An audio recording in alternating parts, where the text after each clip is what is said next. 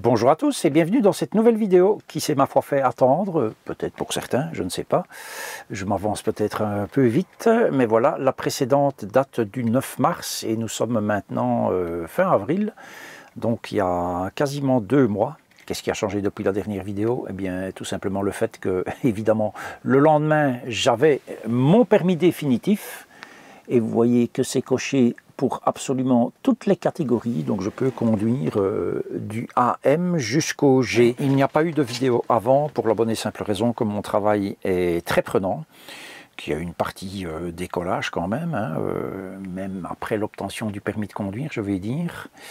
Et voilà, c'est un travail que j'adore, que je fais avec passion comme tout ce que j'ai fait dans ma vie jusque maintenant. Et j'entends bien que ça continue d'ailleurs. J'ai des collègues qui sont tout à fait charmants et adorables. Franchement, très bonne ambiance là où je travaille.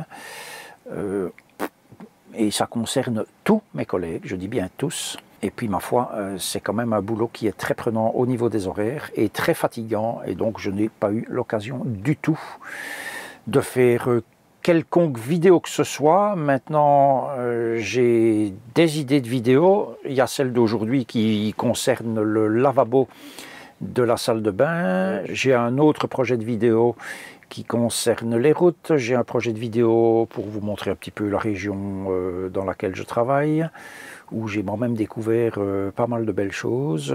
Et donc voilà, mais ce qui me manque pour le moment, cruellement, c'est du temps. Mais en l'occurrence, tout se passe bien pour moi, ma foi, dans ce nouveau travail. Le sujet de la vidéo d'aujourd'hui, c'est le lavabo de la salle de bain que j'ai retrouvé, ou plutôt que j'ai bouché moi-même.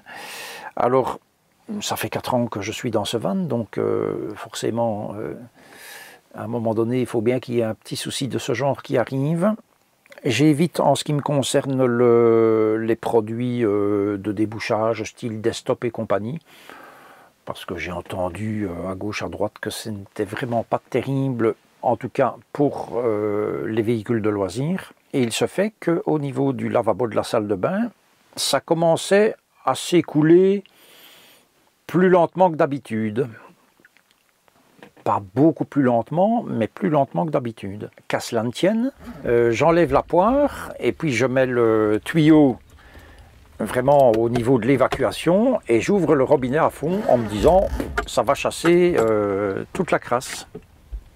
Et bien en fait de chasser la crasse, ça a formé un bouchon, mais un bouchon tel que même après 1 heure, il n'y avait pas une goutte d'eau qui était sortie du lavabo, quoi. Et en l'occurrence, que faire? Ben, tout simplement, il fallait démonter l'évier pour accéder vraiment au tuyau d'évacuation.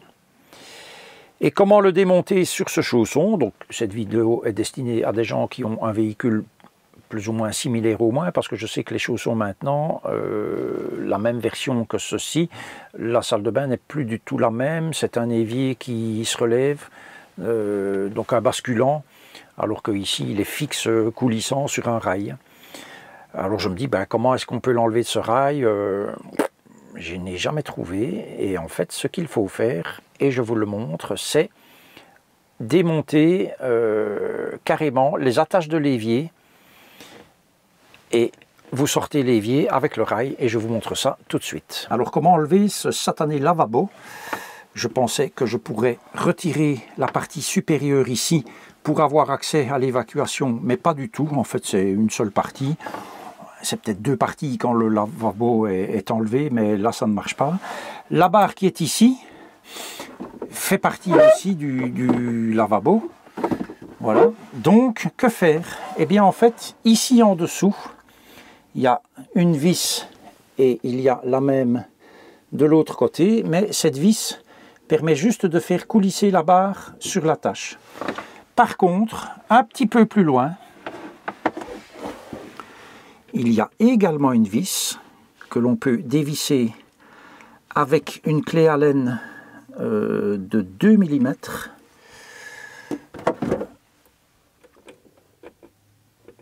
Alors il faut la trouver, hein. Et en tenant la caméra, ce n'est évidemment pas évident du tout. Voilà. Je pense qu'il ne faut pas l'enlever entièrement, cette vis. Alors vous savez, c'est des petites vis comme on trouve sur les clenche de porte. Vous voyez, ça a commencé à bouger, donc il faut, je pense quand même, voilà, dévisser un peu plus. Vous voyez que ça sort du support et il y a exactement la même vis qui se trouve ici. Voilà, j'ai enfin su mettre ma clé Allen au bon endroit. Hop, je dévisse, c'est passé.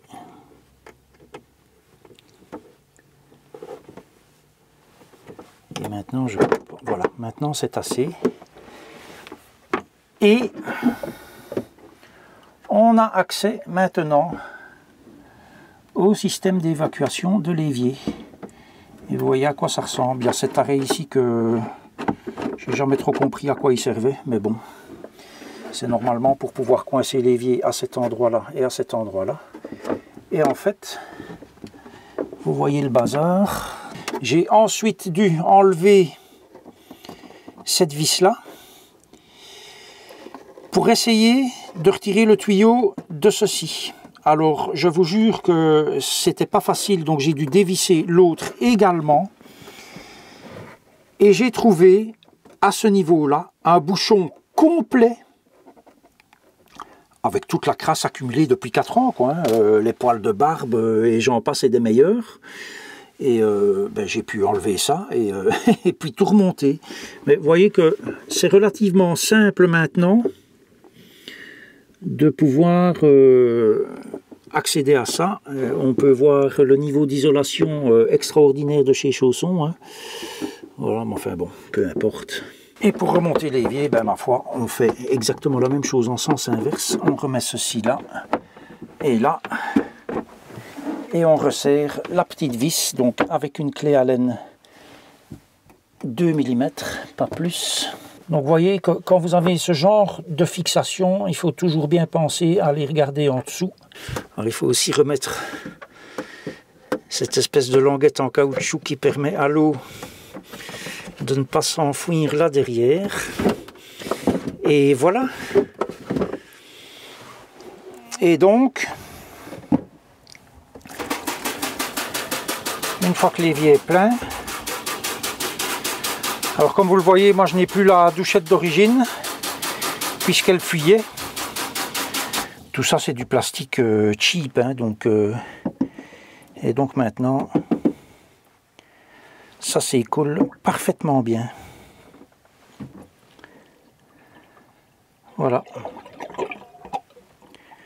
Parfait, hein? Si j'avais à faire pareil pour la cuisine, je pense que je devrais démonter le premier tiroir pour avoir accès à la tuyauterie qui descend, quoi. Voilà, mais la cuisine pour le moment, ça s'écoule vraiment à merveille. Alors ce qui est bizarre, c'est que la cuisine, il y a des jours où ça va très lentement, et puis il y a des jours où ça se vide, on dirait que c'est aspiré.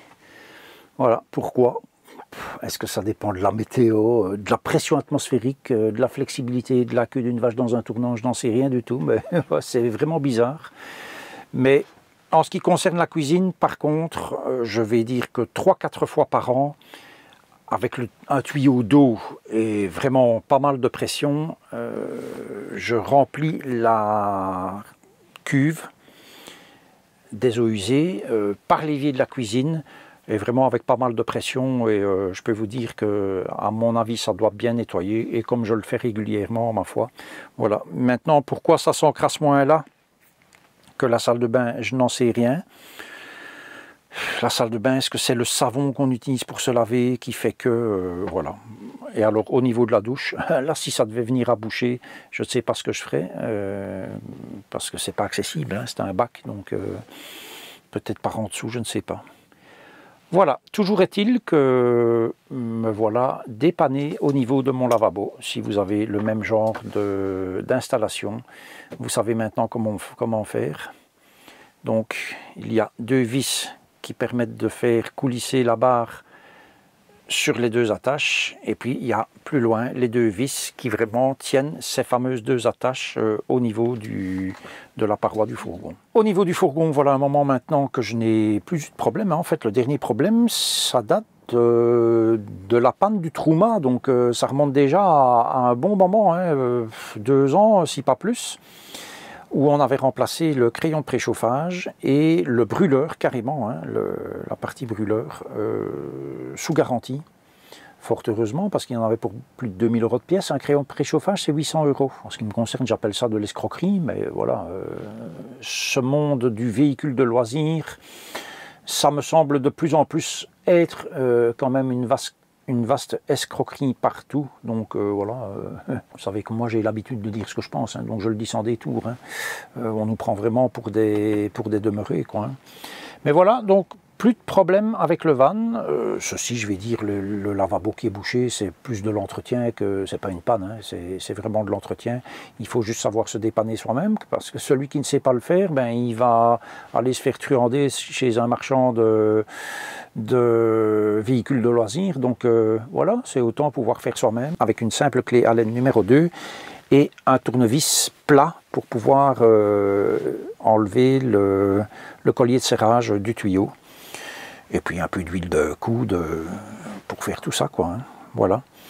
Donc plus de problème avec le van depuis un très long moment maintenant, pourvu que ça dure. Ce que j'ai eu l'an passé, déjà depuis avant les grandes vacances l'an passé, jusque début 2024, ouais, jusque même février, quand le Truma n'avait plus tourné depuis 3-4 heures, je vais dire, et qui se remettait en route, ça faisait une fumée blanche pendant une minute et demie, mais une fumée très importante, à tel point que régulièrement, quand j'étais sur un parking et qu'il y avait d'autres véhicules à côté de moi, ils venaient frapper à ma porte, monsieur, vous avez le feu? Non, non, j'ai pas le feu, c'est le Truma qui fait ça, voilà. Été comme hiver, hein. À un moment donné, j'ai cru que c'était à cause de l'humidité, mais non, parce que même en plein été, ça le faisait aussi. Et puis là, tout d'un coup, depuis un gros mois, plus rien du tout, plus la moindre fumée. Pourquoi? Je n'en sais rien. Je rappelle que le conseil que m'avait donné le réparateur du Truma, c'était de le faire tourner tous les mois. Bon, alors c'est impossible à faire en été, mais le mettre à fond sur 30 degrés pour que tous les éléments du Truma soient bien en route et faire ça pendant 2 heures. Bon, et ben, ça fait quelques décilitres de diesel qui s'en vont, évidemment, mais voilà. Donc moi, je le fais, comme je le dis, sauf en été, parce qu'en été, quand on a 40 degrés dans le van, on a beau mettre 30 degrés ici, le Truma ne va pas se mettre en route, évidemment. Et je continue de faire ça, et ma foi, pour le moment, tout se passe bien. La prochaine vidéo, je ne peux vraiment pas vous dire quand elle sortira. À mon avis, il y aura le même délai entre la précédente et celle-ci, c'est-à-dire un peu plus d'1 mois. Et c'est un peu pareil pour l'autre chaîne que nous avons créée, Sonia et moi, qui s'appelle SJ Création, dont je remets le lien ici en dessous. Pour le moment, on n'a pas le temps, ni elle ni moi, ni le temps, ni vraiment de sujet à vous présenter. La couture, manifestement, ça n'intéresse pas grand monde. Ce qui intéresse beaucoup, c'est l'impression 3D, puisque j'ai fait une vidéo sur mon imprimante 3D, qui est une Bambu Lab P1P. Et P1P ou P1S? P1S.